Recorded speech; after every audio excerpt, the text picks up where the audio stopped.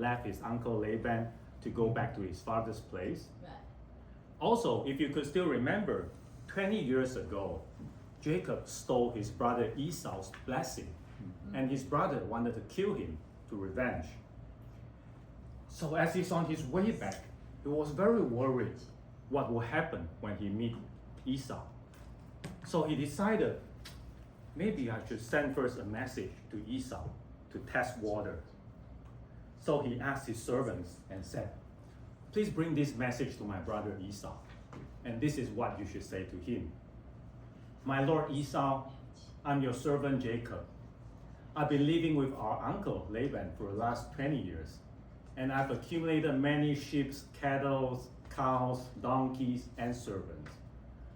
I'm going to meet you, but before that, I'm sending this message to you to find favor in your eyes. The servants came back and told Jacob that his brother is coming out to meet him, but he's bringing 400 men with him. When Jacob heard that, he was gripped with fear. Then he quickly divided his people into two groups, because he thought if Esau attacks the first group, the second group tends to escape. Then he quickly prayed to God and said, "Oh, the God of Abraham, the God of my father Isaac, you promised me that you'll bring me back to my father's place, and you'll bless me and make my descendants like the dust of the earth. I'm unworthy of your kindness and faithfulness. When I came out from there, I was alone. But you see, today I have two big camps. Save me from my brother's hands if he attacks me, my wife, and my children." After he made the prayer, he decided to prepare some gifts for his brother. So he selected 200 goats, 200 sheep, 20 cows, 20 cattle, 20 donkeys, and asked the servants to bring them to his brother Esau. And he told them, "If my brother asks you, 'Where do you belong to, and what is this for?' just tell him that you are from his servant Jacob, and these are gifts for him to find favor in his eyes." That night, Jacob sent his wife and his children to cross the river of Jabal, while he himself stayed behind the river alone. In the night, a man came to wrestle with Jacob till daybreak.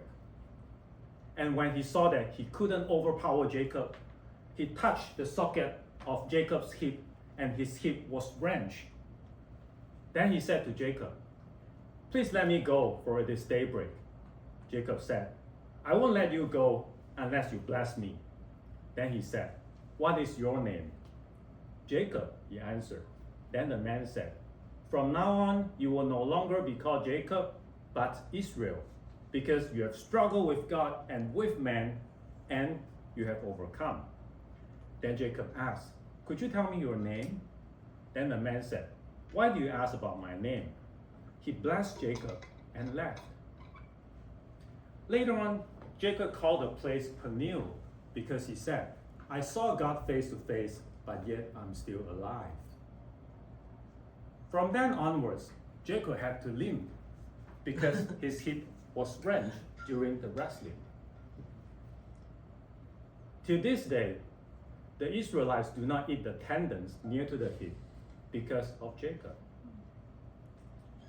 The next day, Jacob looked up and saw from afar his brother Esau and his 400 men. He quickly divided his family into three groups. The first group being his female servants and her children, the second group, Leah and her children, and the third group, Rachel and Joseph. Then he himself went ahead of them and bowed down 7 times before Esau. When Esau saw Jacob, he went over to hug and kiss him. Then both of them wept. Then Esau asked Jacob, "Who are these with you?" Jacob said, "These are my children God gave me graciously." Then the wives of Jacob and his children went forward to bow down before Esau. Then Esau asked again, "What are these animals for?" Jacob said, "To find favor in your eyes, my lord." Esau said, I've already plenty. Please keep them to yourself, my brother. Then Jacob said, No, please don't. If I found favor in your eyes, please accept them. Because when I see you, I'm like seeing the face of God, because you have accepted me graciously. Jacob insisted, so Esau accepted. Later on, Esau said, Please stand up and follow me. I'll take the lead. Jacob said, My Lord, my children are still tender, and the young of my animals are still under nursing. If I push them one more day, all the animals will die. Please go first, my Lord, while I follow behind at the pace of my children and the animals. So Esau left and returned to Zaire, while Jacob pitched his tent in Succoth. Later on, he moved to the city of Shechem in the land of Canaan and settled out there. My friends, before hearing this story, were you aware that the country named Israel is actually from the Bible? And it's actually the name of Jacob? You see, there's a lot of historical facts in the Bible that you can discover. In the next session, I'm going to share about the children of Jacob. As usual, stay tuned.